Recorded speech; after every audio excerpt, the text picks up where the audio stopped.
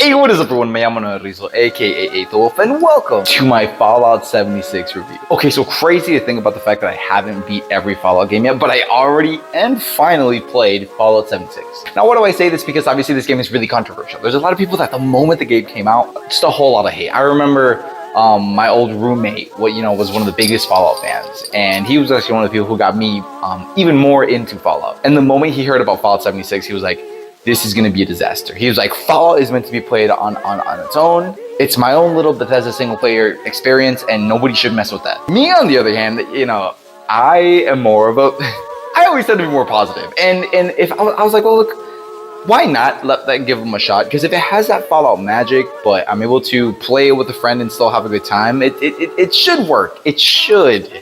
Then again, I also didn't take into account that they thought that just by taking away all of the NPCs and all the characters and simply leaving robots into the game, kind of a silly goose move to assume and to think that you were just gonna run into enough players randomly to feel like you're living in that kind of a world. Because even when you run into like a real life player in Fallout 76 or any MMO for that matter, you don't instantly just start talking to them, communicating with them, and doing things with them. From my experience in multiplayer games like that, they either try and shoot you down and kill you. You maybe do like a little wave, or you just go on your merry way. So yeah, crazy that they thought that. Anyways, what do I think about Fallout 76? I really like the level up system. They tried doing something a little bit different with cards and perks. It's not like a very traditional way of leveling up, but it still feels about the same. It's good. It's good. It's like any other RPG. I felt like it's just coated with like a different flavor of level ups, but it's basically the same thing. I heard that when you get into the later games, so probably in my second video about this game, I'll talk more about that. But what happens once you like reach level cap and you start leveling up past that? That'll be interesting to talk about. Oh, by the way, I should probably start with this.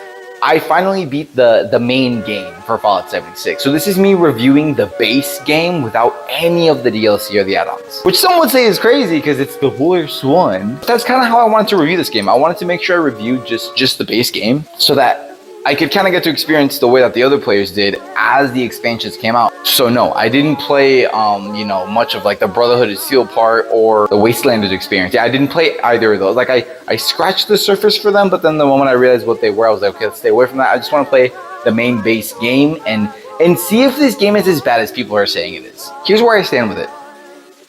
If you love Fallout, this is Fallout. One of the best things about Fallout is going into a room or exploring a dungeon or a vault and figuring out the story yourself by reading little notes or just simply walking into a scenario and being like, what the heck happened here? I think that's one of my favorite parts. This game has that.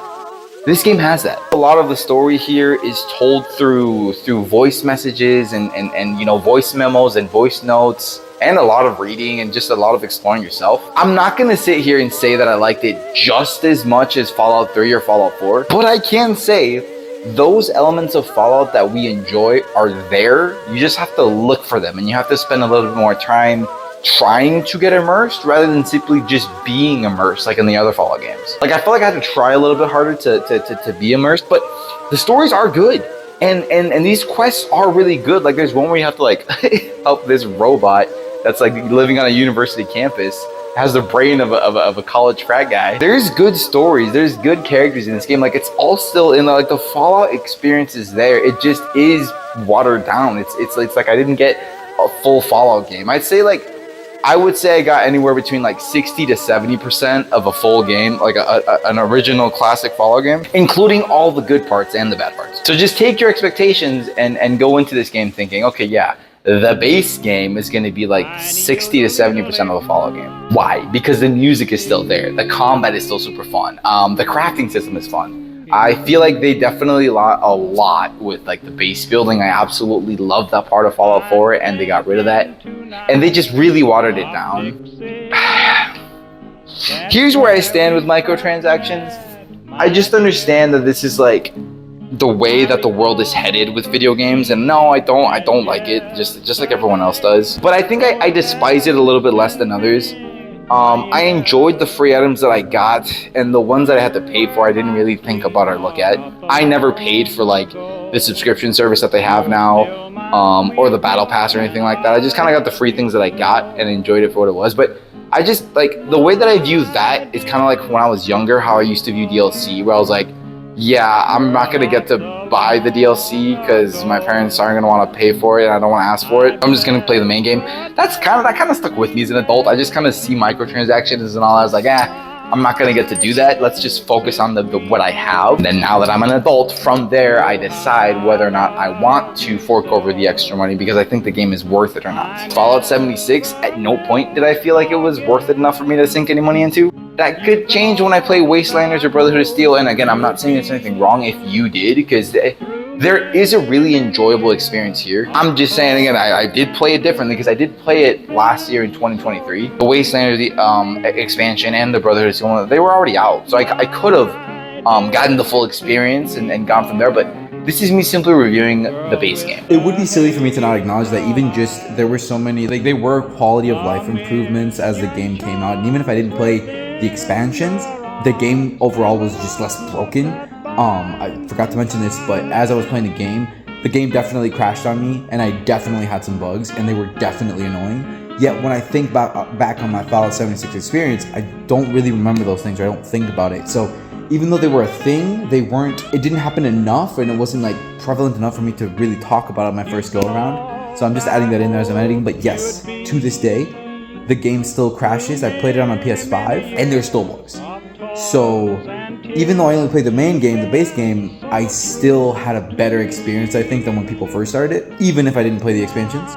But again, the crashing and the bugs weren't such a big thing that it made me really be like, oh, I hate playing this game because of that. But I do remember the times that did crash on me, especially when it would happen like a couple times repeat. I'd be like, I'm done. I don't want to do this. And again, the music's there. The combat's still super fun. The stories are there. You just have to scratch a little bit harder yourself to get immersed and to find them. But when you find them, they're great. If you get to play with friends, it is even more fun, obviously, like any other game. Fallout 76 was good. The base game, for what I expect, it's just a watered down version. And for a watered down version that I got to play with my brother. Completely forgot to mention this, but I think something that way more games need is being able to take screenshots of adventures while you're playing the game, and then have those screenshots play during the loading times. Fallout 76 does that. It's one of my favorite things about it. It's tiny, but it's also so big. That's my favorite thing to do with Gabe. Amazing. I thought it was good. I'm not gonna sit here and say it was great, amazing. It was good. I'm really excited to play the Wastelanders DLC, and I'm really excited. But I will say this. Even though I did get to play with my brother for a little bit, I pretty much played most of this game by myself. Even though I started with my bro, I played about 60% of the entire game fully by myself, and I still had a good time. Again, I'm a massive Fallout fan, I'm a massive Bethesda fan, so it was to be expected that I was going to have a good time. But when I beat it, I did feel like a good sense of like, accomplishment, completion. I was like, okay, I did it, I'm glad that I did it. When I look back at to see like how good of a time I had, I can recognize I had a fun time, but it's not my go-to Fallout game. It's not gonna be my go-to. I'm super excited to play the expansions, but at least for like my first base time experience, it was good. Anyways, yeah, that's how I feel about Fallout 76. So.